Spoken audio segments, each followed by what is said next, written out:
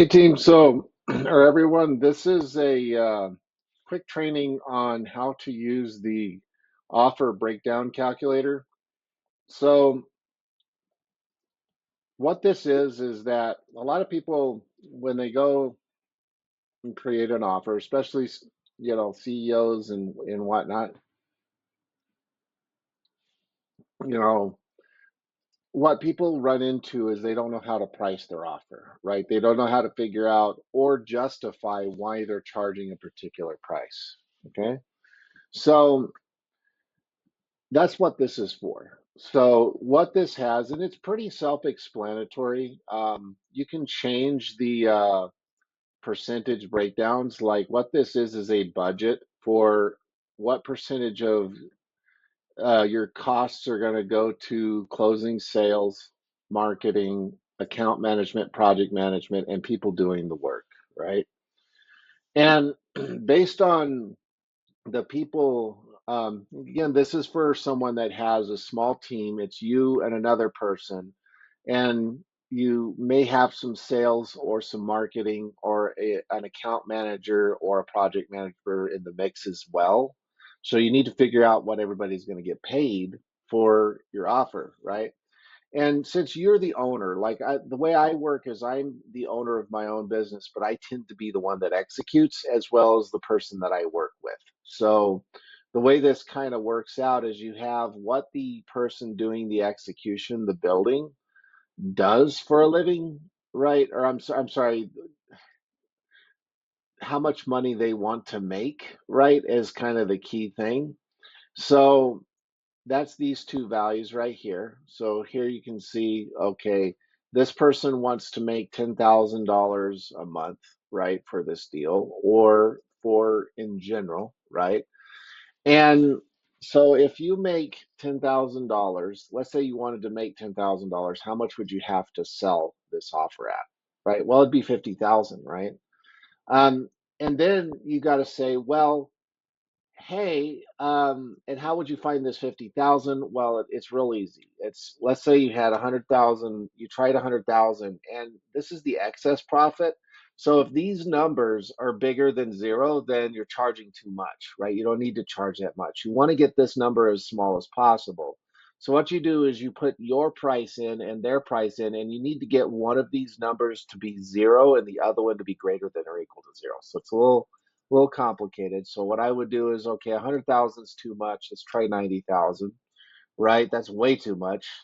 Let's remove a zero. Okay, now that's down to 8,000. Let's try 7,000,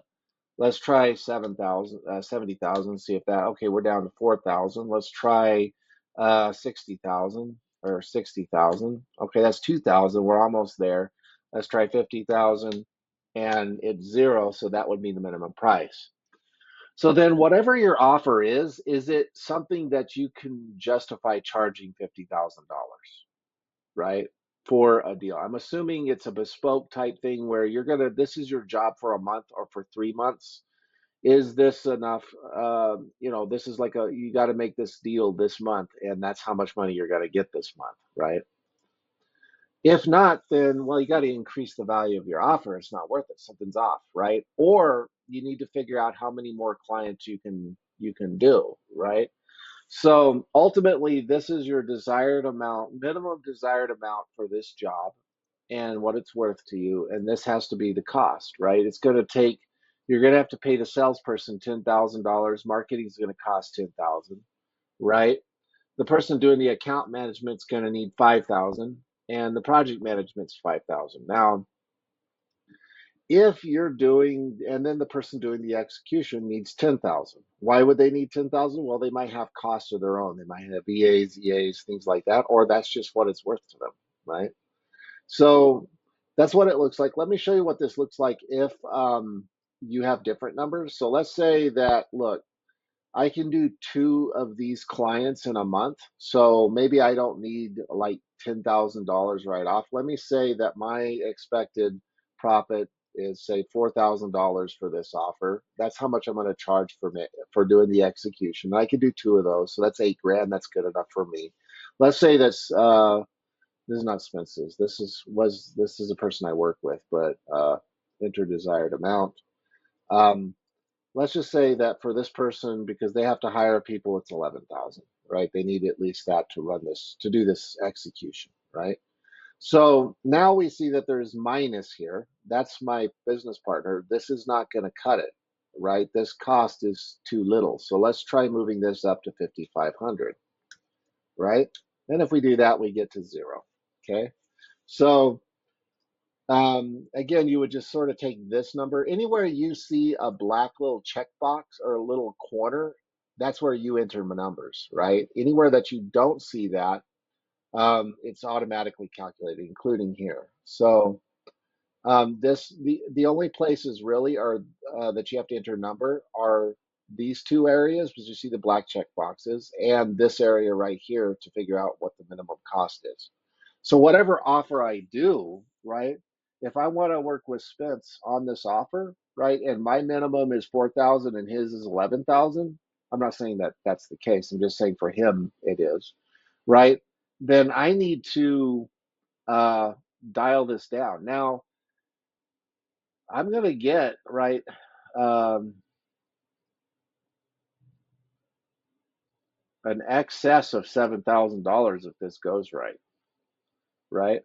So suppose for a moment that I want this number to go down, right? Like I could, but I can't do that without, because there's only one parameter, right? This is the minimum. So when Spence wants 11,000 and I only want 4, what's actually going to happen is I'm going to get 11,000, right? Which is kind of cool. So that's just sort of the way the math breaks down.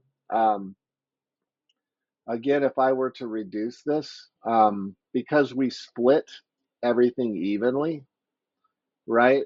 And that's the simplest way to do it. I mean, if you're both executing and you have the same skill set, then whatever the budget for the executors are, you should split it 50-50, right? I mean, that's just fair. So this builds in the psychology of transactions and negotiation as well. So let's see, what did I do?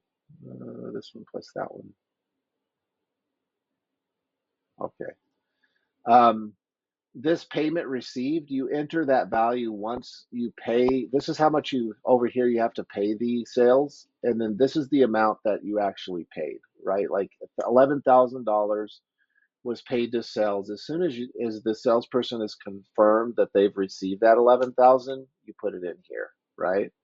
Over here, as soon as marketing has the budget and they confirmed spending the money, right, for their budget, then you put 11,000 here. Now, spending could include their cut and also the ad spend, anything else, right? As soon as this number is paid to that department, you put it in, and same here, right? So this is your way to track your expenses, how much you've actually paid somebody, all in one place. And then at the end, right? Um, the same thing down here. Hey, how much did you pay the yourself and your business partner that's executing? Um, so once you've paid those your salary and that person's salary, then or their cut, then now you have everything filled in. So as you can see, this one doesn't have a little checkbox because it's calculated. So that's how you do this. Um, Please let me know if you have any questions or concerns, and or if you want additional support. I'm happy to hop on a call and tweak this for if you need this to be a slightly different, I can adjust it for you.